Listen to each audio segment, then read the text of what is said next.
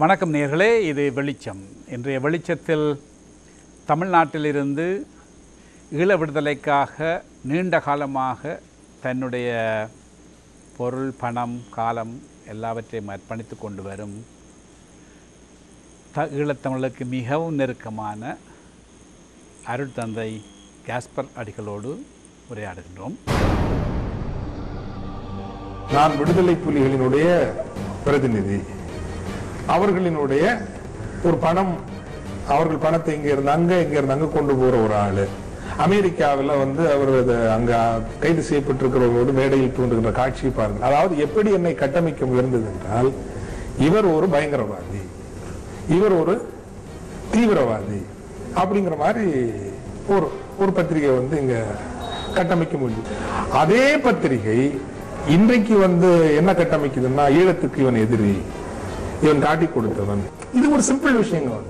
4 ஆண்டுகளுக்கு முன்பு நான் சென்னை சங்கமம் செய்த போது அரசின் ஆசி பெற்ற மர்ம மனிதர் என்று அட்டைப்படமிட்டு, இதோ இவர்தான் பிரபாகரனுடைய நேரடி உத்தரவோடு இங்கு ஏதோ பெரிய கலகம் செய்து வந்திருக்கிறார் என்பது போல கட்டமைத்த ஒரு பத்திரிகை 4 ஆண்டுகளுக்கு பிறகு, 5 ஆண்டுகளுக்கு பிறகு இவர் ஈழத்தின் துரோகி, இவர் காட்டி கொடுத்தவர் என்றால், அன்று நீங்கள் ஏதோ ஒரு நோக்கத்திற்காக என்னுடைய ஆளுமை ஏதோ ஒரு மட்டத்தில் செய்ய முனைகிற ஒரு விஷயங்களை தடுத்து நிறுத்த வேண்டும் என்று பார்த்திருக்கிறீர்கள்.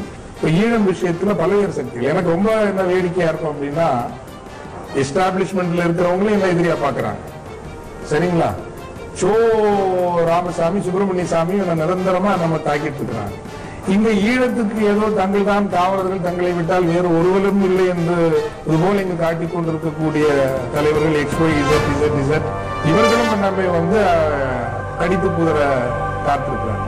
ஈழத்தமிழுடைய இடப்பெயர்வு காலங்களில் ஈழ விடுதலையோடு மிகவும் நெருக்கமாக பல செய்திகளை வெரித்தாஸ் வானொலி மூலம் உலகம் முழுதும் பறந்து வாழ்கின்ற தமிழர்களுக்கு சொல்லிக் கொண்டிருந்தவர்.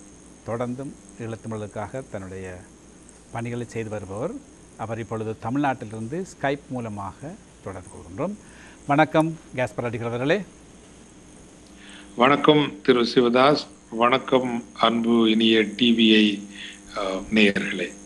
2009க்கு பிறகு 2009 காலகட்டத்தில் நீங்களும் மிகவும் மனவேதனைப்பட்ட அந்த எல்லோருடன் ஈழத்தமிழுக்கு சார்பாக இருந்த தமிழ்நாட்டு தமிழர்கள் ஒருவர். அந்த வகையில் 2009க்கு பிறகு இப்பொழுது வரைக்கும் தமிழ்நாட்டில் இந்த ஈழ விடுதலை சார்பான அலை எப்படி இருக்கின்றது, எந்த திசையில் போய்கொண்டிருக்கின்றது நினைக்கிறீர்கள்?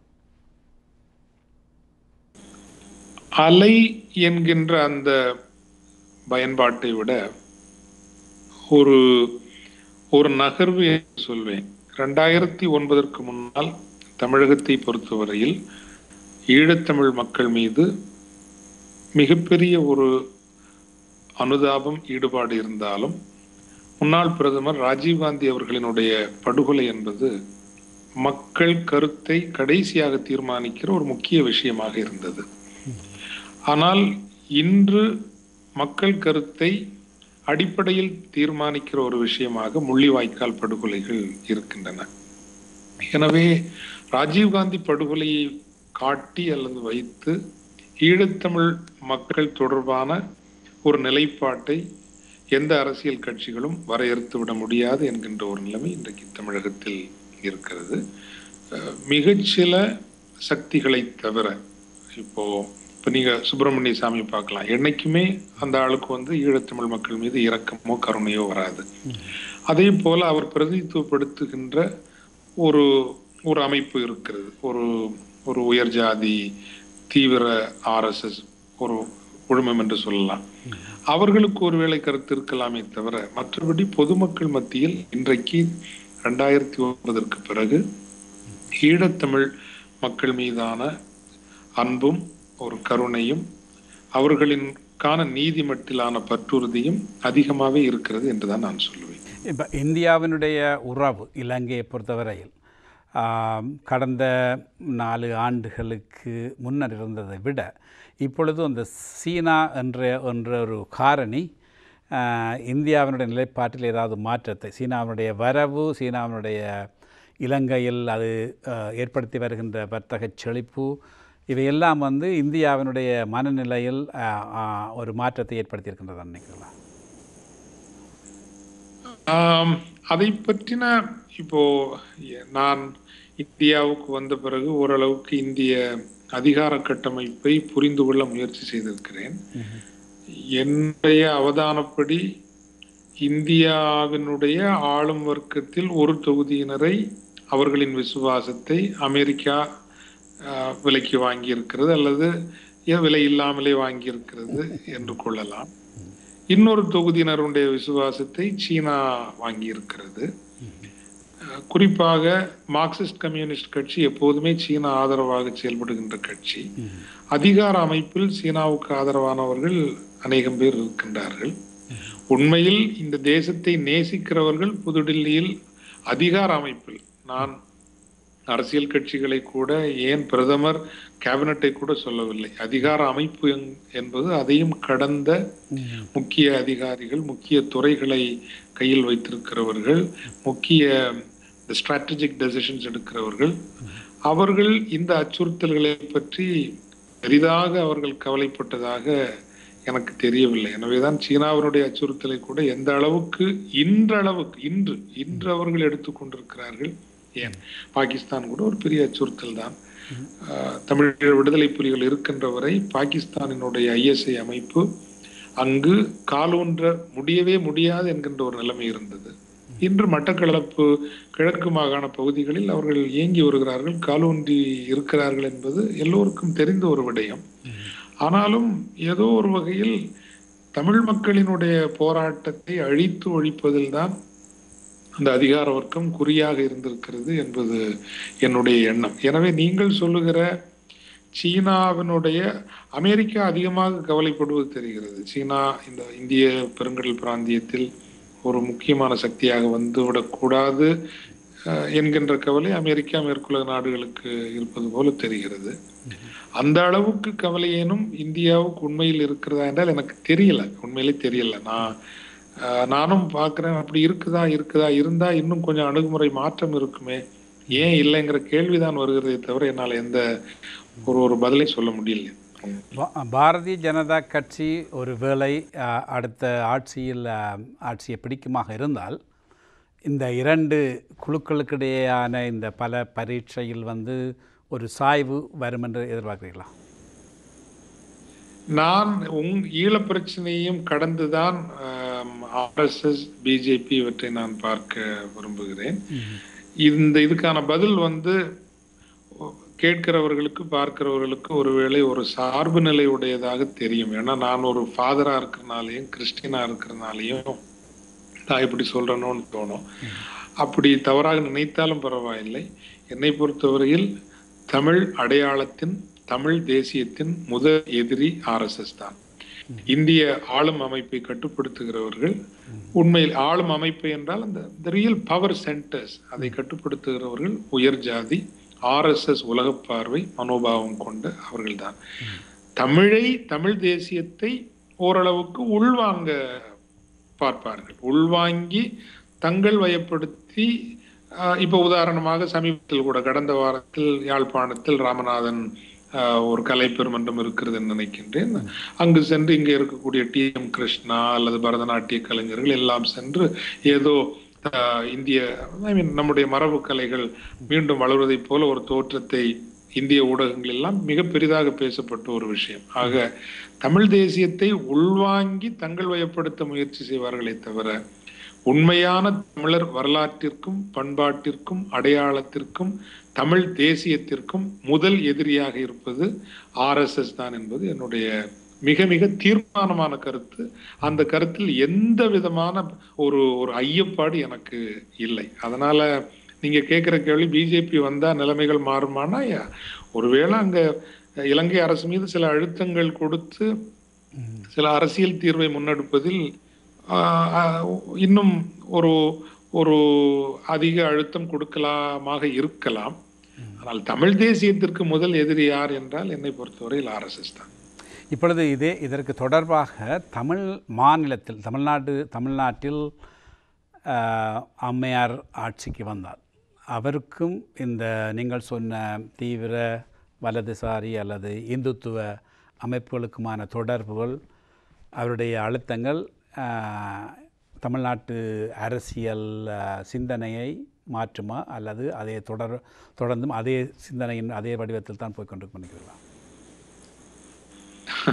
அதாவது இந்த 2009 பிறகு பல அந்த டிராஜிக் காமெடிஸ் என்று சொல்லுவோம். அதாவது என்ன சொல்வது, அதை ஒரு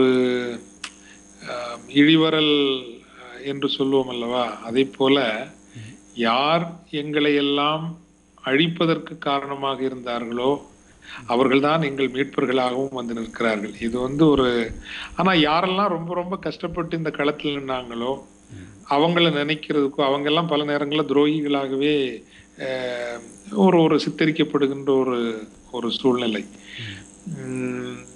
காலத்தின் தேவைகளுக்கும் சூழ்நிலைக்கும் ஏற்றபடி நிலைப்பாடுகள் மாறும், உண்மைதான். ஆனால் தமிழகத்தில், இந்தியாவில் இந்த விடுதலை போராட்டத்தை ஒரு பயங்கரவாத போராட்டம், உலக அளவிலும் சரி இந்தியாவிலும் சரி, எமது போராட்டத்திற்கு வந்த மிகப்பெரிய பின்னடைவு அல்லது வீழ்ச்சிக்கான ஒரு முக்கிய காரணம் என்பது எமது போராட்டம் பயங்கரவாத போராட்டமாக ஒரு அரசியல் சித்தரிப்பு கொடுக்கப்பட்டது.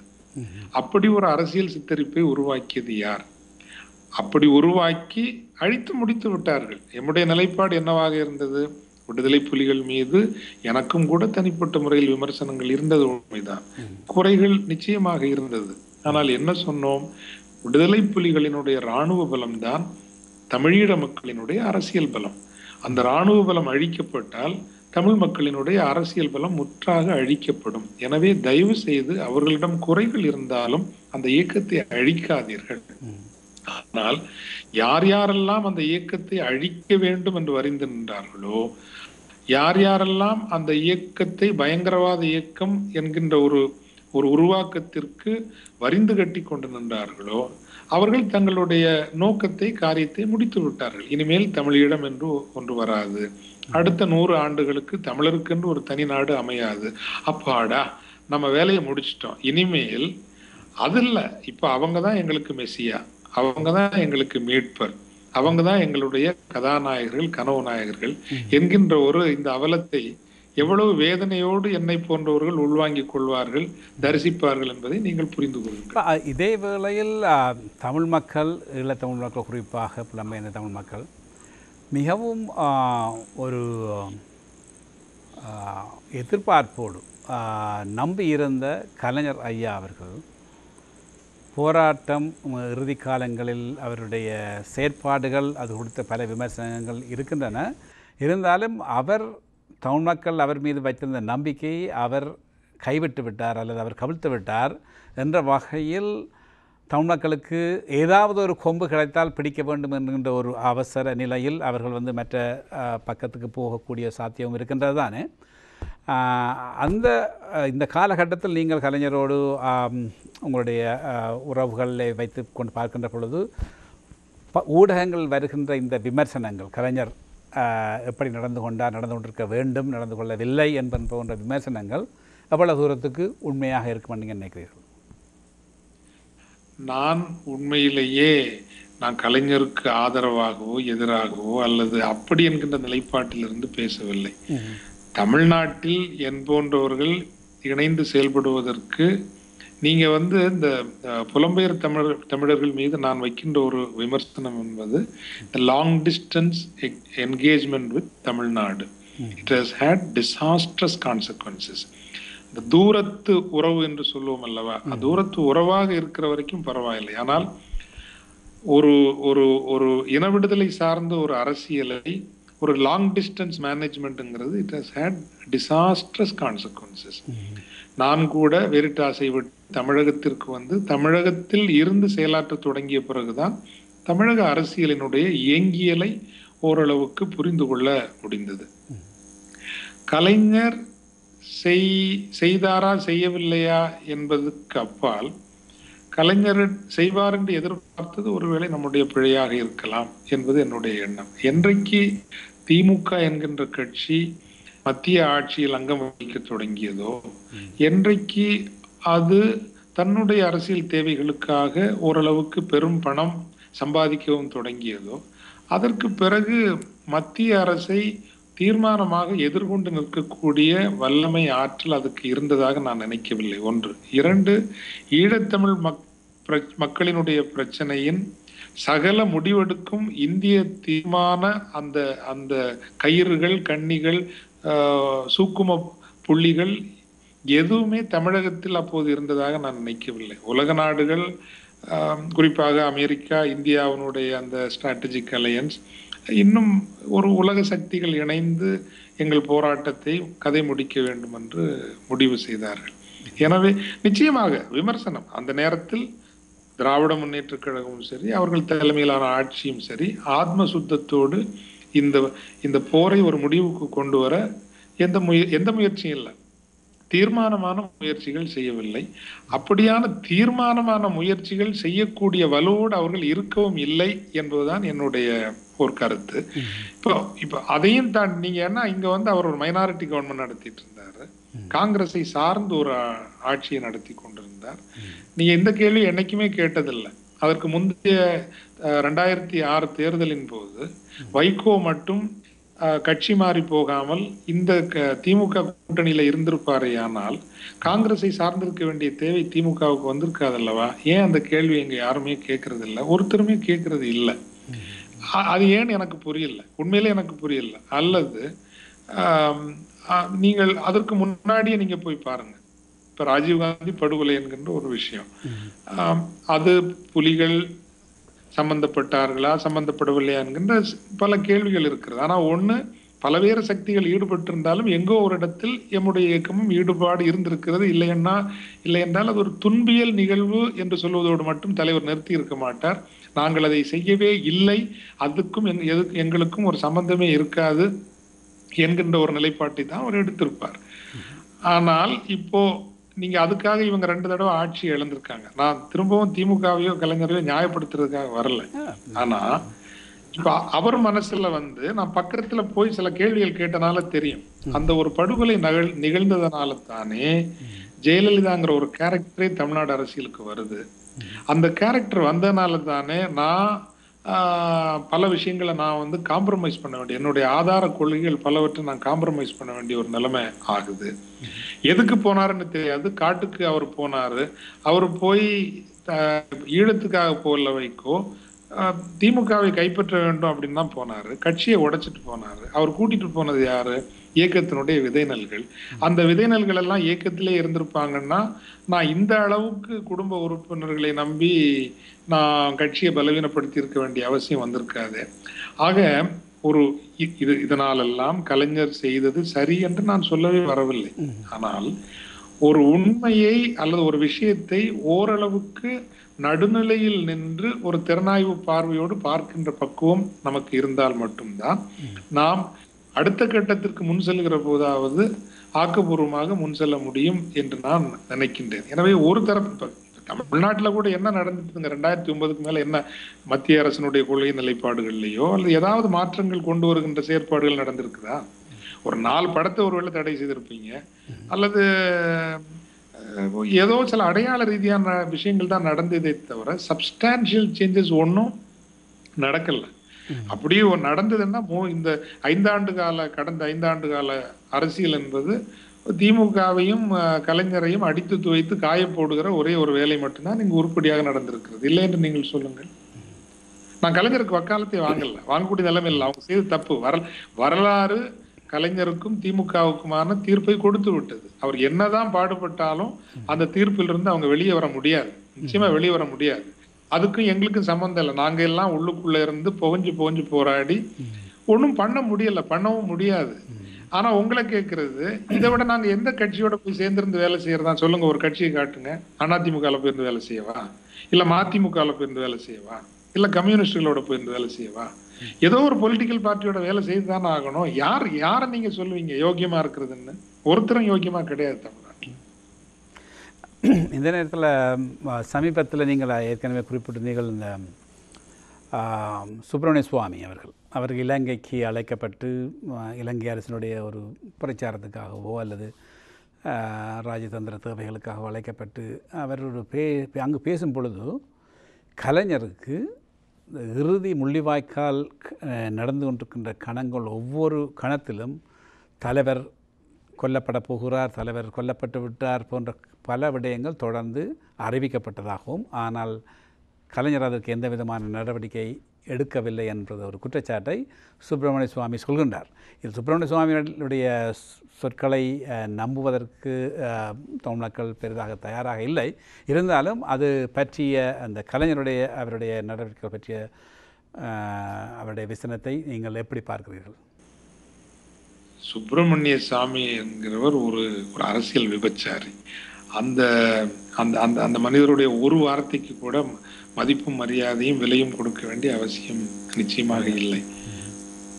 நீங்கள் சொன்னது சரிதான். அந்த காலகட்டத்தில் கலைஞர் எந்த தீர்மானமான ஒரு அரசியல் நகர்வையும் எடுக்கக்கூடிய ஒரு நிலையில் இல்லை என்பதுதான். இப்ப நான் ஓரளவுக்கு இப்போ 2009 ஜனவரி மாதம் ஒரு சண்டை நிறுத்தம் கொண்டு வரலாமா என்கின்ற ஒரு முயற்சியை மத்திய அரசு எடுப்பதற்கு விடுதலை புலிகளோடான தொடர்பை என் வழியாக கேட்டார்கள். நானும் லண்டனில் இருந்த ஒரு சில நண்பர்களோடு, இயக்க பொறுப்பாளர்களோடு தொடர்புபடுத்தி, நடேசன் அன்னை அவரோடு தொடர்புபடுத்தி விட்டேன். இதுல ரொம்ப வேடிக்கை என்னன்னா, இப்படி ஒரு முயற்சி நடக்கின்ற விஷயமே திராவிட முன்னேற்ற கழகத்திற்கோ அதன் சார்பில் முதல்வராக இருந்தவருக்கோ தெரியாது. அப்ப எவ்வளவு லட்சணத்துல இங்கு கூட்டாட்சி நடக்குங்கிறத நீங்க யோசித்து பாருங்க. முதல்வர் நாற்காலியில் இருப்பதனாலேயே ஒரு மத்திய அரசினுடைய சகல விஷயங்களும் தெரிந்திருக்கும் என்று எண்ண முடியாது என்பதை ஏறக்குறைய அந்த அதிகாரத்தின் உயர்மட்டங்களில் ஓரளவுக்கு உலவி தெரிந்த காரணத்தினால் நான் பார்த்து உண்மையை அறிந்து கொண்டவன்.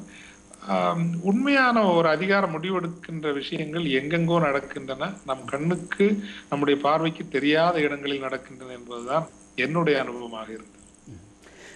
இப்பொழுது சென்ற வருடம் மிக முக்கியமாக தமிழ்நாட்டில் பேசப்பட்ட ஒரு விடயம், புலம்பெயர்ந்த தமிழர்களால் அவதானிக்கப்பட்ட ஒரு விடயம் இந்த மாணவருடைய எழுச்சி.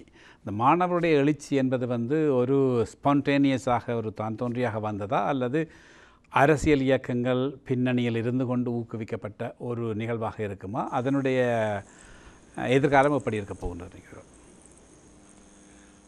மாணவர் எழுச்சி என்பது நிச்சயமாக, குறிப்பாக தேசிய தலைவர் அவர்களினுடைய கடைசி பிள்ளை பாலச்சந்திரனுடைய அந்த புகைப்படம், முள்ளிவாய்க்காலில் நிகழ்ந்த படுதோல்வியை தமிழ் மக்கள் எல்லோரும் ஒட்டுமொத்த ஒரு தமிழ் இனத்தினுடைய படுதோல்வியாக உள்வாங்கி, நான் சொல்லுகிறேன், இந்த போராட்டம் இப்போதுதான் தொடங்கி இருக்கிறது. இது 1-2 ஆண்டுகள் நடக்க போகிற போராட்டம் அல்ல. It's 1000 years war. 1000 ஆண்டுகளுக்கான ஒரு போர் தொடங்கி இருக்கிறது. தமிழர்கள் இறுதியில் வெல்வார்கள், நிச்சயமாக வெல்வார்கள்.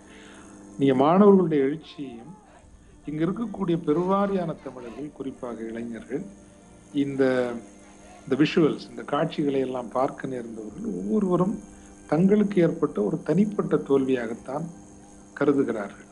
ஆக மாணவர்களுடைய எழுந்திருக்கக்கூடிய இந்த எழுச்சி என்பது அரசியல் கட்சிகளால் தூண்டிவிடப்பட்ட எழுச்சி அல்ல, இது தன்னெழுச்சி. மிக நீண்ட காலத்திற்கு பிறகு நம்பிக்கை அளிக்கக்கூடிய ஒரு நிகழ்ச்சி. இதற்கு உள்ளால் புறக்கணிக்கப்படுகின்ற தன்மையும், இந்த போராட்டத்திற்கு முன்னின்றவர்கள் எல்லாம் உயர் ஜாதி இளைஞர்களோ அல்லது உயர் நடுத்தர வர்க்க இளைஞர்களோ அல்ல. இது கூட நடுத்தர வர்க்கத்திற்கும் கீழான, தங்களுக்கான இடம் இந்த சமூகத்தில் இல்லை என்று உணரக்கூடிய இளைஞர்கள் நிறைய பேர் முன்னால் நின்றார்கள். எனவே மாணவர்களினுடைய எழுச்சி உண்மையில் மிகவும் நம்பிக்கையோடு நடந்த ஒரு நிகழ்ச்சி. ஆனால் அதற்குள்ளும் அரசியல் புகுந்து விட்டது. இது ரொம்ப தூரம் போகாது. ஏன் போகாதுன்னா, ஆளாளுக்கு அதுக்குள்ள புகுந்து அதையும் இன்னைக்கு நிறைய பிரிவுகளாக்கிட்டாங்க. எப்படின்னா, இப்போ உலக அளவுல இயக்கத்தினுடைய கதையாடலையும் நினைவுகளையும் சொத்துக்களையும் கட்டுப்படுத்த விரும்புகின்ற சிலர் அதுக்குள்ள நுழைஞ்சிருக்காங்க. இன்னும் சிலர் இப்போ மே 17 சொல்றாங்க. அதாவது இந்த 2009க்கு பிறகு புதுசா வந்தவங்க ஒரு 30 வருஷம் இப்போ நான் எல்லாம் கூட தப்பா எடுத்துக்க கூடாது. நம்ம என்ன இந்த போராட்டத்துக்கு பங்களிப்பு நல்கணும் அப்படிங்கறத வெளியே சொல்றதுக்கு வெட்கப்படுறோம். ஏன் வெட்கப்படுறதுன்னா, தன்னுடைய உயிரையே கொடுப்பதற்கு தயாராக நின்ற போராளிகள் பல்லாயிரக்கணக்கில் இருந்தபோது, அவனுடைய அந்த போராளியினுடைய தியாகத்தோடு தான் நம்ம ஒவ்வொருவருடைய பங்களிப்பையும் ஒப்பீடு செய்ய வேண்டுமே தவிர நம்முடைய பங்களிப்பு அப்படி நிலையிலிருந்து நம்மளை நம்ம பார்க்கவே ஆரம்பிக்க கூடாது. அதனாலதான் ரொம்ப வெக்கமா இருக்கும். நான் இதெல்லாம் பண்ணேன், இப்படி செய்தேன்னு சொல்றப்போ சொல்றதுக்கு ரொம்ப கூச்சமா இருக்கும். ஏன்னா தன்னுடைய உடம்பில் வெடிமருந்தை கட்டி கொண்டு தன்னுடைய ஒரு இனத்திற்காக ஒரு ஒரு ஒரு ஒரு இஸ்லாமிய ஒரு போராளி என்றால் கூட அவருக்கு ஒரு பரலோகம் இருக்கிறது, அல்லது கிறிஸ்தவ மதத்துக்காக உயர கொடுத்தால் அவருக்கும் பரலோகம் இருக்குது. இங்க எந்த பரலோகமோ எந்த மோட்சமோ இந்த பிள்ளைகளுக்கு சொல்லப்படலை. அவங்களுக்கு சொல்லப்பட்டதெல்லாம் தங்களுடைய தலைமுறை ஒரு தன்மதிப்போடு கண்ணியத்தோடு கௌரவமாக ஒரு தனி நாட்டில் வாழும் அந்த ஒரு நம்பிக்கைக்காக உடம்புல வெடிமருந்து கட்டிட்டு போன அந்த பிள்ளைகளோடு ஒப்பிடுகிற போது நான் செய்த பங்களிப்பு என்ன? அது ஒண்ணுமே கிடையாது, நத்திங். ஆனா இந்த 2009க்கு பிறகு இந்த எந்த வகையிலையும் இந்த போராட்டத்தோடு சம்பந்தப்படாத, எந்த வகையிலையும் பங்களிப்பு நல்கிறாத சில சக்திகள் இந்த போராட்ட தியாகத்தினுடைய அழிவினுடைய நினைவுகளை எல்லாம் தம் கைவயப்படுத்தி கதையாடல்களையும் கட்டுப்படுத்தக்கூடிய ஒரு ஒரு ஒரு ஒரு வகையான அதை எப்படி சொல்றதுன்னு தெரியல, அப்படியான ஒரு ஒரு ஒரு அவலம் தமிழ்நாட்டில் நடந்துட்டு இருக்கு. இவங்க என்னன்னா இந்த மாணவர்களையும் பிளவுபடுத்தி மே 17 தங்களுக்கு கொஞ்சம் பேரு, சீமான் கட்சி தங்களுக்கு கொஞ்சம் பேரு, வைகோ தங்களுக்கு கொஞ்சம் பேரு, அப்புறம் நான் சொன்ன மாதிரி வெளிநாட்டில் இருக்கக்கூடிய சக்திகள் கொஞ்சம் பேரு, இந்த மாணவர்களும் இன்னைக்கு பல்வேறு சக்திகளாக பிரிந்து நிற்கின்றார்கள். எனவே இந்த பிரிவுபடுதல் ஒரு பெரிய ஒரு மாற்றத்திற்கான எழுச்சியை ஒரு ஒரு ஒரு ஒரு ஒருமுகப்படுத்தும் என்கின்ற நம்பிக்கையை இழக்க வைத்திருக்கு. இந்த மாணவர் எழுச்சி போன்ற உணர்வுபூர்வமான தமிழ்நாட்டில் வெளிப்படுகின்ற நிகழ்வுகள் இலங்கையில் ராஜபக்சவனுடைய அரசியலுக்கு ஒரு தூபம் போடுற மாதிரி அமையும் என்கின்ற ஒரு கருத்தும் இருக்கின்றது. அதாவது தென்னிலங்கையில் தீவிர இனவாதிகளை, பௌத்தர்களை, சிங்களவர்களை ஒருங்கு சேர்க்கின்ற ஒரு தேவை ராஜபக்சவுக்கு இருக்கிறது அரசியல் ரீதியாக.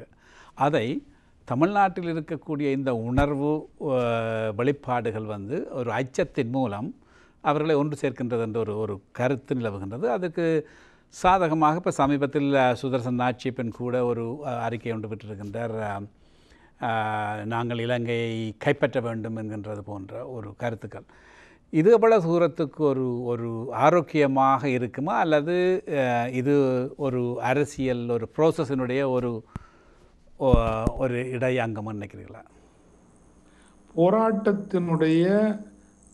போராட்டம் என்பது ஒரு டைனாமிக்கான ஒரு விஷயம்.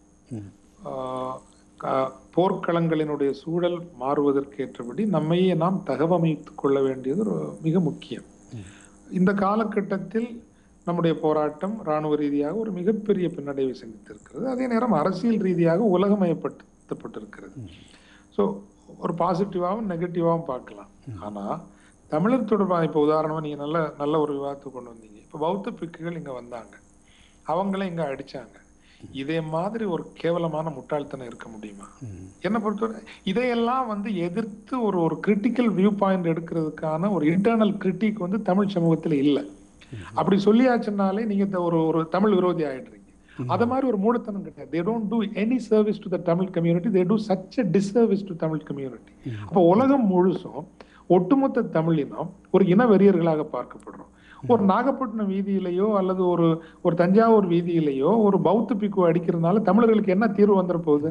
என்ன தீர்வு வரப்போகுது? பௌத்த உலகம் முழுவதும், நாகரிக உலகம் முழுவதும், ஜனநாயகத்தை விரும்புகின்ற உலகம் முழுவதும், அமைதியை விரும்புகின்ற உலகம் முழுவதும் இந்த தமிழர்கள் காட்டுமிராண்டிகள், ஒரு சிவப்பு ஆடை அணிந்த ஒரு சாதாரண பௌத்த பிக்கை வீதியில் விட்டு இப்படி அடிக்கிறார்கள் என்று நினைக்கக்கூடிய ஒரு நிலைமைதான் வரும். இப்படிப்பட்ட தமிழ் பாசிசம் இருக்கிறது அல்லவா? தமிழ் தேசியம் என்பது வேறு, தமிழ் பாசிசம் என்பது வேறு. இன்று நாம் நம்மையும் அறியாமல் பல நேரங்களில் ஊக்கப்படுத்தி கொண்டு வருகின்ற சக்திகள் தமிழ் பாசிச சக்திகள். ஒரு நாளும் இவர்களால் புதிய உலகில் தமிழ் தேசியத்திற்கான அடையாளம் கிடைக்காது என்பது என்னுடைய கருத்து. அதில் ஒரு தீர்மானமான நிலைப்பாடு எடுக்கின்றபடியால் என்ன எதிர் விமர்சனம் வந்தாலும் அதை எதிர்கொள்வதற்குரிய ஒரு அறிவு கூட்டம் தமிழ் சமூகத்திற்குள் இருக்க வேண்டும் என்றும் நான் கருதுகிறேன். இதற்கு எதிராக ஒரு உணர்ச்சியுள்ள இளைஞன் ஒரு பதில் சொல்வதாக இருந்தால்,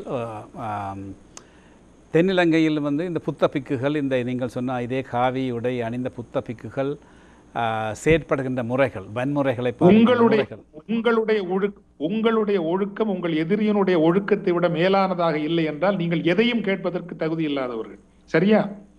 நிச்சயமாக அவர்களுடைய ஒழுக்கம் அப்படி இருக்கிறது என்றால் உங்களுடைய ஒழுக்கம் அப்படியா கீழ்மை அடைந்து போக வேண்டும்.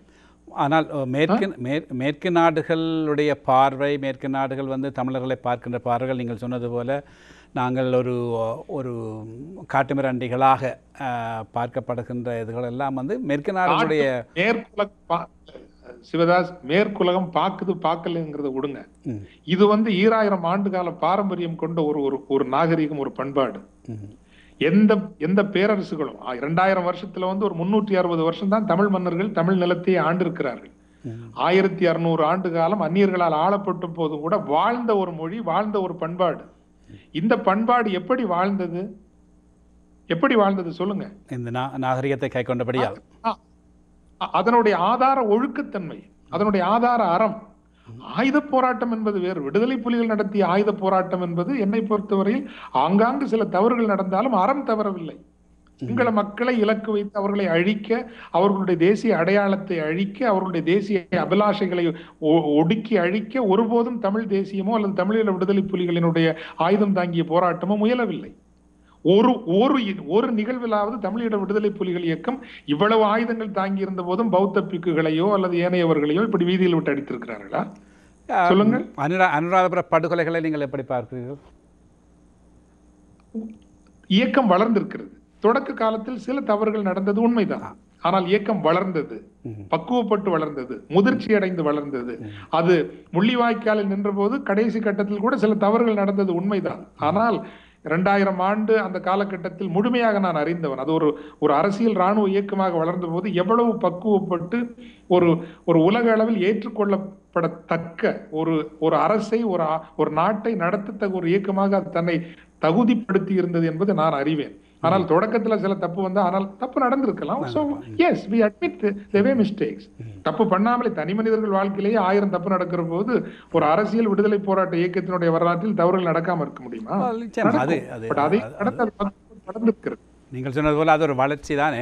அது ஆரம்ப காலத்தில் நடைபெற்ற ஒரு விடயம், அதையும் ஒரு துன்பியல் சம்பவமாக நாங்கள் எடுத்துக்கொண்டு இப்பொழுது இந்த நவி பிள்ளை அவர்களுடைய வரவு இலங்கைக்கு வந்து சென்றிருக்கின்றார். அவருடைய வரவு நீங்கள் எதிர்பார்த்த விளைவை தந்திருக்கின்றதா அல்லது ஏமாற்றம் அடைந்திருக்கிறீர்களா? ஐக்கிய நாடுகளவை, உலக நாடுகளவை அவங்க வந்து ஒரு பிராட் ஒரு மேப்பை போட்டு மெதுவா அதை நகர்த்தி கொண்டு போவார்கள். எங்கேயோ ஒரு கட்டத்துல வந்து தமிழீழ விடுதலை புலிகளை அழிக்கணும்னு அவங்க எல்லாரும் சேர்ந்து எடுத்த முடிவுதான் அழிச்சு முடிச்சுட்டாங்க. இப்படி ஒரு படுகொலை நடக்குங்கிறது அவங்களுக்கு தெரியும், தெரியாம ஒண்ணும் இல்லை, நடந்துருச்சு. இனிமேல் வந்து ஒரு லிபரல் டெமோக்ரஸி அப்படிங்கிற அந்த மேற்குலக அத்தை நோக்கி லிபரல் டெமோக்ரஸி, லிபரல் எக்கானமி, அதுக்குள்ள ஒரு தமிழ் தேசிய இனத்தை வந்து பாசிபிகேஷன் அண்ட் அக்கமடேட்டிங் தேர் இன்ட்ரெஸ்ட், அதை கொண்டு போகணும். அதை கொண்டு போறதுக்கு சிங்கள தேசியத்தை கையாளுறதுக்கு இந்த வார் கிரைம்ஸ் அப்படிங்கறது ஒரு ஸ்ட்ராட்டஜியா அவங்க எடுக்கிறாங்க. அந்த வியூகத்துல படிப்படியா அவங்க முன்னாடி போயிட்டு இருக்கிறாங்க. ஒரு கௌரவமான அரசியல் தீர்வை ராஜபக்சே கொடுத்தால் ஒருவேளை இந்த விஷயங்கள் எல்லாம் ரொம்ப அழுத்த மாட்டாங்க. அல்லது மேற்குலக நாடுகளின் நலன்களுக்கு ஏதுவாக ராஜபக்சே முற்றுமுழுதாக நடந்து கொண்டாலும் இதை ஒரு அளவுக்கு மேல எடுத்துட்டு போக மாட்டாங்க. ஆனால் அப்படி நடக்காத பட்சத்தில், மேற்குலக நலன்களுக்கு எதிரான நிலைப்பாடு எடுக்கின்ற பட்சத்தில் ஒரு liberal democracy, liberal economic policies அப்படிங்கிற விஷயத்துல பிரச்சனைகள் வந்தா தமிழர் மீது நடந்த அந்த போர்க்குற்றங்களை இன்னும் அவங்க எடுத்துட்டு போவாங்க. நபிப்பிள்ளை ஓரளவுக்கு ஒரு மனித நேயத்தோடு அதை அணுகுகிறார், பிறரோடு ஒப்பிடுகையில் சற்று ஒரு நல்ல வகையில் அணுகுகிறார் என்றுதான் எடுத்துக்கொள்ள வேண்டுமே தவிர, அனைத்துலகத்தினுடைய அணுகுமுறை ஏதோ ஒரு பெரிய ராடிக்கல் சர்ப்ரைசிங் சேஞ்சஸ் எல்லாம் வந்திருக்குதுன்னெல்லாம் அப்படி நான் வந்து என்னையே நான் ஏமாற்றிக்கொள்ள தயாராக இல்லை. பொதுவாக ஒரு நிலைப்பாடு எடுத்திருக்கிறார்கள். நவிப்பிள்ளை அவர் இலங்கைக்கு வந்தவுடன் அவர் மீது பல விமர்சனங்கள் தென்னிலங்கை தீவிரவாத சக்திகளால் வைக்கப்பட்டது. அது இவர் ஒரு விடுதலை புலி ஆதரவாளர், விடுதலை புலி என்கின்ற அடையாளங்கள் வந்து அவர்கள் மீது சுமத்தப்பட்டது. ஆனால் அவர் அதிலிருந்து தான் தப்புவதற்காகவா அல்லது தென்னிலங்கை தீவிரவாதிகளை பசிஃபை பண்ணுவதற்காகவா அவர் சொன்னார் தான் விடுதலை புலிகள் வந்து ஒரு கொலைகார அமைப்புகள், அதை அவர்களை ஏன் புலம்பெயர்ந்தவர்கள் இன்னும் தொழுது கொண்டிருக்கின்றார்கள் என்ற வகையில் விடுதலை புலிகள் மீது மிகவும் ஒரு காட்டமான ஒரு விமர்சனத்தை வைத்தார். அந்த விமர்சனம் அந்த இடத்திற்கு தேவையா அல்லது அவர்கள் தென்னிலங்கை தீவிரவாதிகளை சமாதானப்படுத்துவதற்காக தான் அந்த இடத்தில் இல்லை என்பதற்காக தான் இந்த இடம் என்பதை சொல்வதற்காக சொன்னாரா? ரெண்டு வகையில். ஒன்று, நீங்கள் சொன்னது சரிதான். அதாவது ஒரு தீவிர சிங்கள தேசிய எதிர்ப்பை சந்திக்கின்ற பொழுது அதை சமன் செய்கின்ற அல்லது சரி செய்கின்ற ஒரு நோக்கில் அவர் சொல்லியிருக்க இடம் உண்டு. இரண்டாவது, பொதுவாக மேற்குலக நாடுகள், இந்தியா உள்ளிட்ட நாடுகளினுடைய 2009 மே 18க்கு பிறகான நிலைப்பாடு சார்ந்தும் அது இருக்கிறது. அவங்க என்ன சொல்றாங்க, தமிழர்களுக்கு ஒரு அரசியல் தீர்வு கிடைக்க வேண்டும், ஆனா எந்த சூழ்நிலையிலும் தமிழீழ விடுதலை புலிகள் இயக்கம் மீண்டும் உயிர் பெற்றுவிடக்கூடாது என்பது அவர்களுடைய தெளிவான நிலைப்பாடாக இருக்கிறது. அப்படி நீங்கள் ஒரு நிலைப்பாடு எடுக்க வேண்டும் என்றால் கடைசி வரைக்கும் தமிழீழ விடுதலை புலிகள் இயக்கம் ஒரு பயங்கரவாத இயக்கம் தான் என்பதை நீங்கள் பேணி ஆக வேண்டும். ஆனால் தமிழர்களுக்குள்ளேயே இன்று ஒரு கருத்தியலை பிரதிநிதித்துவப்படுத்துகின்றவர்கள் தமிழீழ விடுதலை புலிகளினுடைய தியாகத்தையும் அந்த அந்த இயக்கத்தினுடைய அரசியல் நியாயத்தையும் உரத்து பேசுவதற்கு தயாராக இல்லாமல் இருப்பதையும் நான் பார்க்கின்றேன்.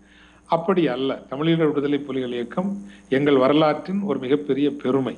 எங்களுக்கான ஒரு மாபெரும் அரசியல் இராணுவ விடுதலை போராட்டத்தை முன்னெடுத்த ஒரு இயக்கம். அது பயங்கரவாத இயக்கம் அல்ல. எனவே அந்த வரலாற்றை பயங்கரவாதம் பயன்படுத்துவதை நாம் அனுமதிக்க கூடாது. ஆனால் உலகம் அப்படி ஒரு நிலைப்பாட்டை எடுக்கிறது. இன்றைக்கும் கூட விடுதலை புலிகள் இயக்கம் எந்த வகையிலும் வந்துவிடக்கூடாது. வேண்டுமென்றால் தமிழீழம் கூட வந்துவிட்டு போகட்டும், அது வேறு யார் கையிலாவது வரட்டும், தமிழீழ விடுதலை புலிகள் வந்துவிடக்கூடாது என்கின்ற ஒரு தெளிவான நிலைப்பாடை எல்லா முக்கிய உலக நாடுகளும் இந்தியாவும் வைத்திருக்கிறது. அதனை ஒட்டித்தான் நவநீதம் பிள்ளை அவர்களுடைய கருத்து வெளிப்பாடும் இருந்தது என்று நான் கருதுகிறேன். நவநீதம் பிள்ளை, ஒரு நீங்கள் சொன்னது போல இந்த மேற்குலகத்தினுடைய அல்லது ஐக்கிய நாடுகள் சபையினுடைய ஒரு கொள்கை, அவர்கள் வரித்து கொண்டு இருக்கின்ற கொள்கை, நீங்கள் சொன்னது போல விடுதலை புலிகள் மீண்டும் உயிர் பெற்றுவிடக்கூடாது என்பதற்காக இருக்கின்ற ஒரு கொள்கையை அவர் பிரதிநிதித்துவப்படுத்துகிறாரா இந்த இடத்தில், அல்லது அவர் ஒரு சாதாரணமாக ஒரு மனிதநேயம் என்று பார்ப்பதை விட அப்படிப்பட்ட ஒரு பொதுவான உலக பார்வையின் நிலைப்பாட்டினுடைய ஒரு வெளிப்பாடு என்று நாம் கருதலாம். அவர் எங்களுடைய தமிழ் மக்களுடைய ஒரு எதிர்பார்ப்பு இருந்தது. நவநீதம் பிள்ளை என்றவுடன் அவர் தமிழருடைய பிரச்சனைகளை நன்றாக அறிந்தவர். விடுதலை போராட்டத்தோடு தென்னாப்பிரிக்காவில் அவரும் அவருடைய கணவரும் நிறைய ஈடுபட்டிருக்கின்றார்கள். நெல்சன் மண்டேலாவோடு மிகவும் நெருக்கமான ஒருவர். இவர் எங்களுடைய உணர்வுகளை புரிந்து கொண்டு செயற்படக்கூடிய ஒரு எதிர்பார்ப்பை இவர்கள் முன்வைத்தார்கள். ஆனால் அது கூட தென்னிலங்கை விடுதலை புலிகளினுடைய புலம்பெயர்ந்த தமிழர்களுடைய அழைக்கப்பட்டவர் அல்லது அனுப்பப்பட்டவர் என்கின்ற ஒரு முத்திரையை அவருக்கு கொடுத்திருக்கிறது. அதிலிருந்து இந்த புலம்பெயர்ந்த தமிழர்கள் சரி, ஈவன் நான் நினைக்கின்றேன் தமிழ்நாட்டில் சீமானவர்கள் கூட அறிக்கை விட்டிருந்தார், நவிப்பிள்ளை எப்படியாக நடந்து கொள்ள வேண்டும், இப்படியானதை எதிர்பார்க்கணும் என்பது. இப்படியாக தமிழர்கள் நவிப்பிள்ளை அவர்களை மீது கொடுக்கின்ற அழுத்தம் அவரை ஒரு நடுநிலையற்றவராக தென்னிலங்கையால் பார்க்கப்படுற ஒரு நிலைமைக்கு கொண்டு போயிருக்கும் என்று நினைக்கிறீர்களா? அப்படியல்ல. அவங்க இன்றைக்கு யார் எடுத்தாலும் அது இப்போ சேனல் 4 பண்ணாங்க. சேனல் 4 பண்ணவங்களையும் விடுதலை புலிகளிடம் அல்லது டயஸ்போரா தமிழ் புலம்பெயர் தமிழர்களிடம் பணம் வாங்கி கொண்டு செய்வதாகத்தான் சொன்னார்கள். இவர் ஒரு தமிழ் வம்சாவளியை சார்ந்தவராக இருந்த காரணத்தினால் அந்த பிரச்சாரம் கொஞ்சம் கூட வலுப்பட்டது. மற்றபடி நீங்கள் நாம் அதை செய்ததால் இப்படி செய்தார்கள் என்றல்ல. அவர் அப்படித்தான் அவர்கள் ரியாக்ட் பண்ணுவாங்க. நீங்க சேனல் 4 அவர் அவருக்கே நீங்க பண்ணாங்கன்னா இவருக்கு ஏன் இப்படி பண்ணாம இருப்பாங்க? அப்படிதான் பண்ணுவாங்க. அடுத்தது மிக முக்கியமான விடயம், யாழ்ப்பாணத்தில் வடமாகாணத்தில் நடக்கவிருக்கின்ற தேர்தல், மாகாண சபை தேர்தல். இதில் தமிழர் தேசிய கூட்டமைப்பு ஓரளவுக்கு நல்ல வெற்றியை பெறும் என்ற எதிர்பார்ப்பு இருக்கின்றது. தமிழ்நாட்டில் இருந்தால் அது உங்களுடைய தனிப்பட்ட ஒரு அரசியல் நோக்காக பார்த்தால் எப்படி நீங்கள் அதை பார்க்கிறீர்கள்? அதனுடைய முக்கியத்துவம் இருக்கிறதா? அல்லது தமிழர் தேசிய கூட்டமைப்பை விமர்சிக்கின்ற இன்னும் ஒரு பகுதி புலம்பெயர்ந்த நாடுகளிலும் சரி எங்களுடைய ஈழத்தமிழில் தமிழகத்திலும் சரி இருக்கின்றது. இதை நீங்கள் எப்படி பார்க்கிறீர்கள்? தமிழர் தேசிய கூட்டமைப்புடைய தேர்தல் பங்கு பெற வேண்டுமா முக்கியம்? முள்ளிவாய்க்காலுக்கு பிறகு தமிழீழ விடுதலை புலிகளினுடைய கட்டளை கட்டமைப்பு இல்லை. அதை நான் தெளிவாக பார்க்குறேன். ஒரு கமாண்ட் ஸ்ட்ரக்சருங்கிறது இல்லைங்கிறத நான் நல்லாவே பார்க்குறேன். வேற ஆளாளுக்கு என்ன சொன்னாலும் என்னை பொறுத்த வரைக்கும் நான் இன்றைக்கு வரைக்கும் நம்ப தயாரா இல்லை. ஒரு கமாண்ட் ஸ்ட்ரக்சர் இருக்குங்கிறத நான் நம்புறதுக்கு தயாரா இல்லை. அப்படிப்பட்ட ஒரு அரசியல் வெற்றிடத்தை தமிழர் தேசிய கூட்டணி நிரப்ப வேண்டிய ஒரு கட்டாயம் இருக்கிறது. இதனால் ஒன்றும் தமிழருக்கான ஒரு ஒரு ஒரு அரசியல் தீர்வில் தலைகீழ் மாற்றம் வந்துவிடும் என்கின்ற நம்பிக்கை இல்லை என்றாலும் கூட தமிழர்கள் ஜனநாயக ஏற்பாடுகள் தருகின்ற உபகரணங்களை விட்டுவிடக்கூடாது. பிடித்து கொண்டு இன்றைய காலகட்டத்தில் படிப்படியாக முன்னகர வேண்டும். அல்லது இன்னொரு கட்டத்தில் தீவிரமாக போராட்டங்களை ஜனநாயக போராட்டங்களை முன்னெடுப்பதற்கு இன்றைய காலகட்டத்தில் இருப்பவற்றையேனும் தக்க வைத்துக் கொள்வது மிக முக்கியம் என்பதால் இந்த தேர்தலை நான் முக்கியமானதாக கருதுகிறேன். தேர்தலில் பங்கேற்பதையும் முக்கியமானதாக கருதுகிறேன். தேர்தல் வெற்றியையும் முக்கியமானதாக கருதுகிறேன். அதனூடாக குறைந்தபட்சம் ஒரு தார்மீக தகுதியோடு தமிழர் தொடர்பான பிரச்சனைகளை உலக சமுதாயத்திற்கு உரைக்கின்ற ஒரு நிலையாவது ஒரு ஏஜென்சி என்று சொல்லுவோம், agency to talk about Tamil issues, அதை பெற்றிருக்கிற ஒரு ஏற்பாடு ஒரு அமைப்பு வரும் என்பதாலும் இதனை நான் வரவேற்கின்றேன். நிச்சயமாக தமிழர் தேசிய கூட்டமைப்பு தான் வெற்றி பெறும் என்பதும் என்னுடைய கணிப்பு. இந்தியாவை பொறுத்தவரையில், இந்திய மத்திய அரசை பொறுத்தவரையில் தமிழ் தேசிய கூட்டமைப்பு பல தடவைகள் டெல்லிக்கு அழைக்கப்பட்டு ஆலோசிக்கப்பட்டார்கள். இந்த தேர்தல் விடயத்தில் மிக முக்கியமாக இந்தியாவினுடைய இந்தியாவினுடைய வழிகாட்டலைத்தான் தமிழ் தேசிய கூட்டமைப்பு பின்பற்றுகின்றது என்ற குற்றச்சாட்டு சில முகாம்களிலிருந்து வருகின்றது. அது சரியான, அந்த குற்றச்சாட்டு சரியான நினைக்கிறீர்களா? 100% உண்மை. அதுல என்ன சந்தேகம்? இந்தியாவினுடைய கைப்பிள்ளைகளாகத்தான் தமிழ் தேசிய கூட்டமைப்பு செயல்பட முடியும். அப்படித்தான் செயல்படுகிறார்கள். மாறி வருகின்ற சூழலில் அவர்கள் ஒரு நிலைப்பாடு எடுக்கிறார்கள். நான் மனதிற்குள் விடுதலை போராட்டம் பற்றின பல வேதனைகள் இருந்தாலும் இன்றைய சூழலில் அவர்கள் ஒரு நிலைப்பாடு எடுக்கின்றார்கள். நேற்று எதிரியாக இருந்தவர்கள் இன்று ஏன் நண்பர்களாக கூடாது, நாளையே நண்பர்களாக தொடரக்கூடாது என்கின்ற நிலைப்பாடாக கூட இது இருக்கலாம். அதனால வேற வழி இல்லை. வேற என்ன பண்ணுவாங்க அவங்க? நீங்க போய் அவங்களுக்கு கூட நின்று எல்லாம் பண்ணி கொடுத்துட முடியுமா? ஸோ ஏதோ ஒரு நிலைப்பாடு அவங்க எடுக்கிறாங்க. இந்த நிலைப்பாடு எடுக்கிறாங்க. இந்தியாவினுடைய ஒரு கைப்பிள்ளைகளாகத்தான் அவங்க செயல்படுறாங்க. அதில் ஒன்றும் சந்தேகம் இல்லை. அதில் என்ன நம்ம பூசி மெழுக வேண்டி இருக்குது? அது உண்மைதான். அது உண்மைதான். அடுத்ததாக நாங்கள் ஏற்கனவே இதை பற்றி பேசிக்கொண்டிருந்தோம். இந்த பிராந்திய அரசியல், இப்போ மத்திய கிழக்கில் நடக்கின்ற விடயங்கள், அதே நேரத்தில் இந்தியாவிலும் கூட ஒரு உள்ளகமாக நடக்கின்ற இப்பொழுது மத கலவரங்களில் நடந்து வருகின்றன. இந்த மாதிரியான ஒரு சூழலில் சீனாவினுடைய ஒரு பங்கு இந்த பிராந்தியத்தில், குறிப்பாக இந்த தென்சீன கடலில் அவருடைய ஆதிக்கம் போன்ற விடயங்களில் மத்திய கிழக்கில் ஒரு பெரிய போர் உருவாகக்கூடிய ஒரு சூழலில் எங்களுடைய போராட்டம் எவ்வளவு தூரத்துக்கு அதாவது தொடர்ந்து நீங்கள் சொன்னீர்கள் ஈழத்தமிழர்கள் இன்னும் தோற்கவில்லை, இப்பொழுதுதான் ஆரம்பித்திருக்கின்றது, இன்னும் 2000 வருடங்கள் செல்லும் என்கின்ற அந்த ஒரு தூர பார்வையில் பார்க்கின்ற பொழுது சீனாவினுடைய வருகை, சீனாவினுடைய எழுச்சி, அமெரிக்காவினுடைய தோல்வி, உலக அரங்கில் அமெரிக்காவினுடைய அந்த ஏகாதிபத்தியத்தினுடைய மறைவு போன்ற விடயங்கள் தூர நோக்கில் பார்க்கின்ற பொழுது ஈழ விடுதலைக்கு எப்படியான ஒரு எதிர்பார்ப்பை, ஒரு எதிர்காலத்தை கொடுக்க நினைக்கிறீர்கள்? நான் ஒரு கனவு விற்பனையாளனாக இருக்க விரும்பவில்லை. ஆனால் 2009க்கு பிறகு ஒரு நிறுவனமாகி நிற்கிற தமிழர்களினுடைய அமைப்புகள் ஏற்பாடுகள் செய்ததை விட தன்னெழுச்சியோடு ஒரு உணர்வு பற்றுறுதி கொண்டு தாங்களாகவே ஒவ்வொரு களத்திலும் செயல்பட்டவர்கள், அரசியல் களத்தில், மனித உரிமை களத்தில், இணையதளங்களில், இன்னும் எத்தனையோ விதங்களில், ஈவன் மனிதாபிமான அங்கு புனரமைப்பு பணிகள் கூட அப்படி செய்த தமிழ் மக்களால் தான் இன்று இந்த அளவுக்கேனும் நம்முடைய பிரச்சனை முன்னகர்ந்து வந்திருக்கிறது. எனவே அப்படிப்பட்ட முயற்சிகள், it is a Tamil civil society movement என்று சொல்லலாம். எந்த ஒரு தனி அமைப்பும் ஒரு தலைமை ஏற்று இதை கட்டியமைத்து நடத்தியது என்று சொல்ல முடியாது. அப்படித்தான் இது நடந்து கொண்டிருக்கிறது. சீனாவினுடைய அல்லது பிராந்திய அரசியல் சூழல்கள் எப்போதும் எப்படி வேண்டுமானாலும் மாறலாம். ஒன்று நீங்கள் நினைவில் கொள்ள வேண்டும், இப்ப நைஜீரியாவில் பயாஃப்ரா போராட்டம் எடுத்துக்கொள்ளுங்கள். ராணுவ ரீதியாக வெற்றி பெற்றது, ஆனால் அரசியல் ரீதியாக ஜெயிக்கல, தோத்து போச்சு. கிழக்கு தீமோர் ராணுவ ரீதியாக தோற்றது, ஆனால் அரசியல் ரீதியாக வென்று ஒரு தனி நாடாக உதயமானது. காரணம் என்ன?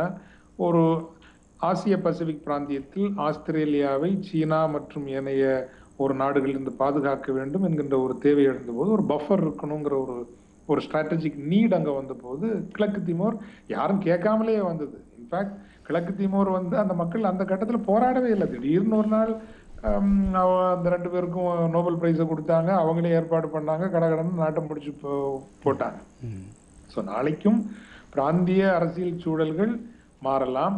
மாறுகின்ற பொழுது நம்ம தமிழர்கள் தமிழீழம் வேண்டாம்னு சொன்னா கூட இல்ல தமிழீழம் வச்சுக்குங்கன்னு சொல்லக்கூடிய ஒரு சூழ்நிலை கூட வரலாம். அதில் மேற்குலகம் முக்கிய பங்காற்றும் என்று நினைக்கின்றேன். இந்தியாவை பொறுத்தவரையில் ஒட்டுமொத்த இந்திய பரப்பிலேயே தமிழ் அடையாளத்தை தான் இங்க ஒரு ஜாதி சார்ந்த அரசியல் இருக்குது. நீங்க புரிஞ்சுக்கவே மாட்டேங்கிறீங்க. அதாவது ஒரு உயர் ஜாதி சார்ந்த, அந்த உயர் ஜாதியை பிரதிநிதித்துவப்படுத்துகின்ற ஒரு RSS குடுமி சார்ந்த ஒரு அரசியல் இருக்குது. இந்த அரசியல் தான் அடுத்த 100-200 ஆண்டுகளுக்கு இந்தியாவை கட்டுப்படுத்தும், அதுல சந்தேகமே கிடையாது. இவங்களுக்கு உண்மையிலேயே இந்தியாவில் கலாச்சார பண்பாட்டு ரீதியாக முதல் எதிரிங்கிறது தமிழும் தமிழர் பண்பாடும் தமிழ் அடையாளமும் தமிழ் தேசியமும் தான். ஸோ இவங்க சீனா அங்க பண்ணாலும் என்ன பண்ணுவாங்க, எப்படி பண்ணுவாங்கிறது தெரியாது. எனவே தமிழர்களினுடைய ஒட்டுமொத்த ஒரு எழுச்சி தான் புதிய நோக்குகளோடு இன்னைக்கு இருக்கக்கூடிய இந்த ரிஃப்ராப்ஸையும் மோரோன்ஸையும் வச்சுட்டு எல்லாம் நீங்க தமிழ் தேசியத்தை எங்க நடத்தலாம்னா அடிச்சு சொல்றேன், நீங்க கடுமையான விமர்சனம் வரட்டும். இன்னைக்கு எந்தெந்த குதிரை மேல எல்லாம் நீங்க பந்தயம் வைக்கிறீங்களோ இந்த குதிரைகள்னால நீங்க வெற்றியை சாதிப்பீங்கன்னு நீங்க புலம்பெயர் தமிழர்கள்லாம் நினைச்சீங்கன்னா sorry, very sorry, extremely sorry, அது நடக்க போறது இல்லை. ஒரு அறிவெழுச்சி பெற்ற புதிய நோக்கு கொண்ட மாறி வருகின்ற ஒரு புதிய உலகத்திற்கு ஏற்றபடி சிந்திக்கின்ற ஒரு புதிய தலைமுறையை சார்ந்து தமிழ் தேசியத்தை கட்டி எழுப்பி நாம் கொண்டு சென்றோம் என்றால் நிச்சயமாக நாம் ஒரு காலத்தில் இருந்த ஒரு மகத்தான நிலைக்கு இந்த ஒட்டுமொத்த பண்பாட்டையும் மக்களினத்தையும் கொண்டு போக முடியும் என்பது என்னுடைய நம்பிக்கை. அதற்குரிய காலமும் காலச்சூழலும் வரும் என்பதும் என்னுடைய திடமான நம்பிக்கை. நீங்கள் ஏற்கனவே சொல்லியிருந்தீர்கள், இந்த தமிழுடைய வரலாற்றில் 2000 ஆண்டுக்கு மேலான வரலாற்றில் 1200 வருடங்கள் நாங்கள் இன்னும் ஒரு தமிழருக்கு அல்லாதவர்கள் ஆட்சியில் அகப்பட்டிருந்தோம் என்று. இப்பொழுது இருக்கின்ற இந்தியாவில் தமிழ்நாடு ஓரளவுக்கு இந்தியாவினுடைய ஒரு எக்கனாமிக் என்ஜின் என்கின்ற ஒரு அளவுக்கு பொருளாதார வளர்ச்சியெல்லாம் பெற்றிருக்கின்ற பொழுது நீங்கள் சொன்ன இந்த உயர்ஜாதி கீழ் ஆளப்பட்டிருக்கின்ற தமிழர் வெறுப்பு கொள்கைக்குள் அகப்பட்டிருக்கின்ற தமிழகம் ஒரு குறிக்கப்பட்ட ஒரு கால எதிர்காலத்துக்குள் தனி நாடாக பரிணமிக்கக்கூடிய சாத்தியங்கள் ஏதாவது இருக்கின்றனவா? இல்ல அது உங்களுக்கு நீங்க தமிழர் எழுச்சி நான் சொன்னேன்ல, ஒரு 60களில் கோடி எண்ணிக்கையில் தமிழர்கள் களத்தில் நின்றார்கள், மொழிக்காக, இனத்திற்காக, சமூக நீதிக்காக. அண்ணாவுடைய காலத்தில் பேச்சு, வீண் பேச்சு, தலைமை வழிபாடு, குடும்ப அரசியல் அப்படி என்று இன்னைக்கு திராவிட இயக்கம் அதை முற்று முழுசா இழந்துருச்சு, சீர்குலைச்சிருச்சு. திராவிட கட்சிகளினுடைய ரசிகன் அல்ல நான், இதை நல்லா புரிஞ்சுக்குங்க. முற்று முழுதா இழந்துருச்சு. இன்னைக்கு நாங்க புதுசா ஒரு மறு போராட்டத்தை ஒரு புதிய திசைகளில் கட்டியமைக்க வேண்டிய ஒரு திசையில இருக்கிறோம். நான் ஒன்னும் இந்தியாவுக்குள்ள தனிநாடாகணும் அப்படின்னு இல்லை. இப்ப மலையாளிஸ், கேரளாக்காரங்க டெல்லியை கண்ட்ரோல் பண்ணாங்க. எப்படி கண்ட்ரோல் பண்றாங்க? அறிவு. EMS நம்பூதிரிப்பாடு காலத்திலிருந்து இப்ப கேரளா கேடர்ல இருக்கக்கூடிய மிகச்சிறந்த ஐஏஎஸ்னா ஆட்சி முறை அதிகாரிகள், மிகச்சிறந்த மலையாள அதிகாரிகளை EMS நம்பூதிரிப்பாடு 56 அந்த காலத்திலிருந்து அவங்க ஒவ்வொரு வருஷமும் ஒரு 10 பேரையாவது டெல்லிக்கு அனுப்பிட்டே இருக்கிறாங்க. ஆக ஒரு 40-50 வருஷத்துல கேரள மாநிலத்தினுடைய மிகச்சிறந்த மொழி உணர்வும் அவர்கள் மாநில உணர்வும் கொண்ட அதிகாரிகள் புதுடில்லியில் இன்று முக்கியமான துறைகளை எல்லாம் இன்று கட்டுப்படுத்துகின்றார்கள். இங்க 40-30 வருஷம் திராவிட கட்சிகள் ஆண்டு ஒரு 10 பேரையாவது அப்படி டெல்லிக்கு கொண்டு போனோமா? இல்ல, கொண்டு போகல. அப்படிப்பட்ட ஒரு பார்வையை இருக்கல. இது ஒரு சின்ன உதாரணத்துக்காக சொல்றேன். ஆக வெறும் வெற்று முழக்கங்கள், வெறும் கோஷங்கள், உணர்ச்சி வசப்பட்ட ஒரு கதையாடல்கள், இதனால் மட்டும் ஒரு இனத்தினுடைய விடுதலையை வென்றெடுக்க முடியும் என்று இன்னைக்கு நான் நினைக்கல. இன்னைக்கு நான் நிச்சயமா நினைக்கல. ஆக தந்திரோபாயமாக, நுட்பமாக ஒரு ஒரு ஒரு தெளிவான ஒரு நீண்ட கால ஒரு மேப், ஒரு பிளானிங் மேப் போட்டு எங்கெல்லாம் வலு இருக்கிறதோ, எங்கெல்லாம் பலம் இருக்கிறதோ, எங்கெல்லாம் அதிகாரம் இருக்கிறதோ அந்த நிலைகளெல்லாம் தமிழரை முன்னுக்கு சென்று கொண்டு வந்து அரசியலுங்கிறதே இன்னைக்கு ரொம்ப ஃப்ளூயிட் ஆயிடுச்சு. இன்னைக்கு அரசியலை கட்டுப்படுத்துறது corporate capitalism, media and also statutory bodies. இப்ப தமிழர் நம்மளோட ராணுவ ரீதியா நம்ம தோத்து போறதுக்கு இந்தியாவினுடைய விண்வெளி ஆய்வு மையம் ஒரு முக்கிய காரணமா இருந்தது, ISRO. அந்த நிறுவனத்துல ஒரு தமிழன் கூட உருப்படியா தமிழ் உணர்வோட இருக்கல. ஸோ இப்படி independent statutory knowledge scientific research bodies தான் இன்னைக்கு உலகத்தினுடைய போக்குகளையும் பல விஷயங்களையும் தீர்மானிக்குது.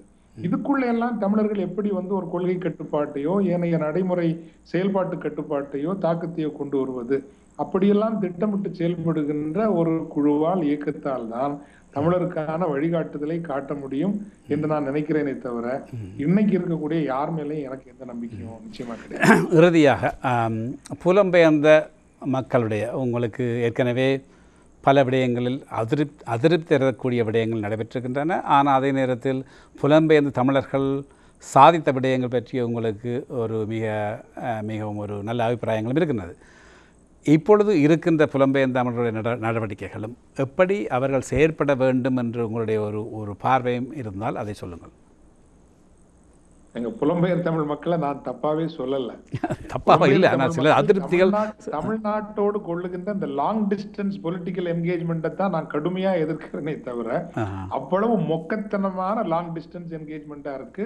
It's a ridiculous joke, cruel joke-ஆ இருக்குங்கிறதா என்னுடைய கருத்தே தவிர புலம்பெயர் தமிழ் மக்கள் இல்லை என்றால் ஈழ விடுதலை போராட்டம் ஆனையிறவை வென்று இன்று உலகமயப்பட்டிருப்பது ஈழத்தமிழ் மக்களினுடைய விடுதலை போராட்டம் மட்டுமல்ல, உலகமயப்பட்டிருப்பது தமிழ் தேசியம், தமிழ் இனம் உலகமயப்பட்டிருக்கிறது. ஒரு டீ தோட்டங்களிலும் கரும்பு தோட்டங்களிலும் கூலிகளாக இருக்கின்ற ஒரு சமூகம் என்று அறியப்பட்ட ஒரு சமூகம் ஒரு தகைமை கொண்ட தேசிய இனமாக இன்று ஏற்றுக்கொள்ளப்படுகிறது, கருதப்படுகிறது என்றால் அது தமிழீழ விடுதலை புலிகள் இயக்கத்தாலும் அந்த தமிழீழ விடுதலை புலிகளை ஆணையரவரை கொண்டு நிறுத்திய புலம்பெயர் தமிழ் மக்களாலும் தான். அது மட்டுமல்ல, போர் இனிதான் தொடங்க போகிறது என்று சொல்லுகிறேனே. புலம்பெயர் தமிழ் மக்களினுடைய பிள்ளைகள் ஒருவேளை 60% பேர் தங்களுடைய வாழ்க்கையை பார்த்து கொண்டு போகலாம். ஆனால் ஒரு 20-30% பேர் அவருடைய பிள்ளைகளாவது நிச்சயமாக Oxford, Harvard, Cambridge, Concordia, Saint Michael's இப்படியெல்லாம் இங்கெல்லாம் படிக்கிறவங்க அங்கங்கேயா போர் தொடங்குவாங்க. வேர்ல்ட் பேங்க்ல தொடங்குவாங்க, ஐக்கிய நாடுகள் அவையில தொடங்குவாங்க, அறிவு களங்களில் தொடங்குவார்கள். எத்தனையோ களங்களில் போர் நடக்க போகிறது. இவர்களெல்லாம் தமிழனுக்கான ஒரு மாபெரும் பெருமிதத்தை புதிய உலகில் நிர்மாணித்து நிலைநிறுத்த வைக்கக்கூடிய ஒரு மிகப்பெரிய சக்தியாக புலம்பெயர் தமிழர்களும் அவர்களுடைய தலைமுறைகளும் தான் இருக்க போகிறது.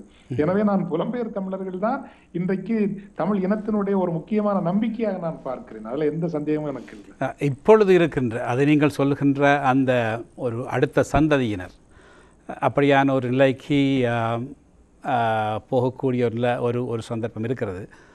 ஆனால் இப்பொழுது இருக்கின்ற தலைமை, புலம்பெயர்ந்த தமிழ் மக்களுடைய தலைமைகள் அல்லது கட்சிகள், அமைப்புகள், அவருடைய செயற்பாடுகள் பற்றிய உங்களுக்கு இயலுமான அளவுக்கு அவர்களை பற்றின கருத்துக்கள் எப்படி இருக்குன்னு சொல்லுங்கள். நாடு கடந்த தமிழ் அரசாங்கம், மக்களவை போன்றவருடைய நடவடிக்கை.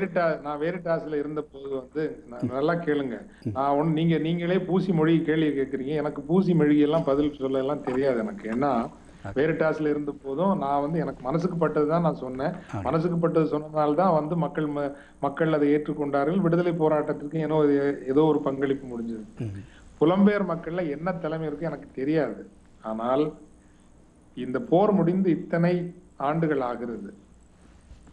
எத்தனை போராளிகளினுடைய நீங்க வேற யாருக்குமே பண்ண வேணாம். ஏன் உலக அளவுல இயக்க செல்வம் சேர்த்து வைக்கலையா, சொத்து சேர்த்து வைக்கலையா? அங்க எத்தனை போராளிகள் இன்னைக்கும் தெருவில் நிற்கிறாங்க. ஒரு புடமிடப்பட்ட போராளிகள் எல்லோருமே படுகொலை செய்யப்பட்டு விட்டார்கள். ஆனால் குறைந்தபட்சம் சில ஆயிரம் போராளிகளாவது ஏதோ அங்க ரீஹாபிலிட்டேஷன் வந்து வெளியே வந்தாங்களே, அவங்க வந்து அரசாங்கத்துக்கும் பயந்தும் சமூகத்தாலும் முழுமையாக ஏற்றுக்கொள்ளப்படாமலும் ஒரு வகையான கொப்பு தவறப்பட்ட குரங்குகளைப் போல வாழ்கிறார்களே, அவங்க வாழ்க்கைக்கு நம்ம என்ன செய்தோம்? 80,000 விதவைகள் அங்க இருக்கிறாங்களே, அந்த விதவைகளை எல்லாம் நம்ம ஒரு புதிய வாழ்க்கை கொண்டு போக முடியாதா? முல்லைத்தீவு மாவட்டத்தில், கிளிநொச்சி மாவட்டங்களில் இராணுவ முகாம்களுக்கு முன்னால வந்து மாச தொடக்கத்துல வந்து போய் அந்த சிங்கள இராணுவத்தினரிடம் கையேந்தி பிச்சை ஒரு கேவலமான பணம் வாங்கி வாழக்கூடிய தமிழ் பெண்களுடைய யதார்த்தம் அவங்களுக்கு தெரியாது. நான் சொல்லித்தான் தெரியணுமா உங்களுக்கு? நிச்சயமா தெரியும். ஏன் ஒரு 80,000 விதவைகளை வந்து பொறுப்பேற்கிற அளவுக்கு ஒரு வல்லமையோ வளமோ வந்து புலம்பெயர் தமிழ் மக்களுக்கோ அந்த தலைமைக்கு இல்லைன்னு நினைக்கிறீங்களா? இதெல்லாம் தான் என்னுடைய வருத்தம். ஏன் வந்து நான் வந்து கடுமையான விமர்சனம் வைக்கிறேன் அப்படின்னா, இப்படி வந்து ஒரு போஸ்ட் வார் ரீகன்ஸ்ட்ரக்ஷன்லையும் விரைவாக எஞ்சி இருக்கிற மக்களையாவது நாம் காப்பாற்றி அவர்களை அடுத்த கட்ட ஒரு தேசிய ஒரு போராட்டத்திற்கான அடையாளமாக வேணும் நிலைநிறுத்த வேண்டும் என்பதில் ஒரு முழு மூச்சாக நாம் இயங்கவில்லை என்பது புலம்பெயர் தமிழர்கள் மத்தியில் அது சோக்கால் தலைமைன்னு சொல்றீங்கல்ல, அதன் மீதான நம்பகத்தன்மையை எனக்கு எந்த வகையிலையும் உருவாக்கல. மன்னிக்கணும். நிச்சயமாக அது ஒரு இவங்களுடைய பார்வை வந்து இங்குள்ள சாதாரண மக்களாலும் கூட, புலம்பெயர்ந்த மக்களாலும் கூட பார்க்கப்படுகின்ற, அடிக்கடி கேட்கப்படுகின்ற விடயமாகத்தான் இருக்கின்றது. அதில் நிறைய உண்மைகளும் இருக்கின்றன என்று தான் நினைக்கின்றோம். இன்று எங்களோடு கலந்து உங்களுடைய உணர்வுகளையும் அபிப்பிராயங்களையும் நிலைமைகளையும் பகிர்ந்து கொண்டதற்காக டிவிஐ நேர்கள் சார்பிலும் எங்களுடைய சார்பிலும் நன்றியையும் வணக்கத்தையும் தெரிவித்துக் கொள்கின்றோம். இன்னும் ஒரு தடவை நிச்சயமாக உங்களுடைய தோற்றமும் பார்வையும் பேச்சும் எங்களுக்கு தேவை. அப்பொழுது நாங்கள் உங்களை அணுகுவோம் என்று கூறிக்கொண்டு விடைபெறுகின்றோம். நன்றி, வணக்கம். நானும் நன்றி சொல்லணும். மன்னிக்கணும். முதல்ல நான் கடந்த 4 நாட்களாகவே தொடர்ந்து பயணங்கள் என்பதால் உண்மையில் ஒரு நல்ல தோற்றத்தோடு உங்களை வந்து சந்திக்க முடியவில்லை. களைப்புற்று ஒரு கண்களெல்லாம் ஒரு அயர்கின்ற ஒரு நிலையில் தான் உங்களை சந்திக்க முடிந்தது. இருப்பினும் வந்து என்னுடைய பிரமாணிக்கம் வந்து என்னைக்குமே வந்து நான் தலைவரை சந்தித்ததோடு சொன்னேன், உங்களுக்கல்ல என்னுடைய பிரமாணிக்கம், இந்த கனவை நம்பி தங்கள் இன்னுயிரை ஈகம் செய்த போராளிகளினுடைய நினைவுகளுக்குத்தான் என்னுடைய பிரமாணிக்கம். எனவே அந்த போராளிகள் தமிழீழ கனவை நம்பி தங்கள் இன்னுயிரை ஈகம் செய்தார்கள். அந்த கனவு நனவாகின்ற வரை அதற்காக என்னால் என்னென்ன எளிய பங்களிப்புகளை நல்க முடியுமோ அந்த பங்களிப்புகளை நல்கி கொண்டிருப்பேன். புலம்பெயர் தமிழ் மக்களே, இன்று இருக்கிற மக்களை அங்கு நீங்கள் பாதுகாப்பதற்கான ஏற்பாடுகளை செய்யுங்கள். குறிப்பாக 80,000 விதவை அந்த தமிழ் பெண்களை காப்பாற்றுவதற்கும் அவர்களுக்கு ஒரு புதிய வாழ்க்கையை ஏற்படுத்தி கொடுப்பதற்கும் ஏதாவது நீங்கள் பெரிய அளவில் செய்யுங்கள் என்று வேண்டிக் கொண்டு இந்த வாய்ப்பிற்கும் நன்றி கூறி அமைகின்றேன். வணக்கம். சரி நேயர்களே, இதோடு வெளிச்சம் நிறைவுக்கு வருகிறது. இன்னும் ஒரு தடவை வெளிச்சத்தில் சந்திக்கும் வரை எல்லோருக்கும் வணக்கம்.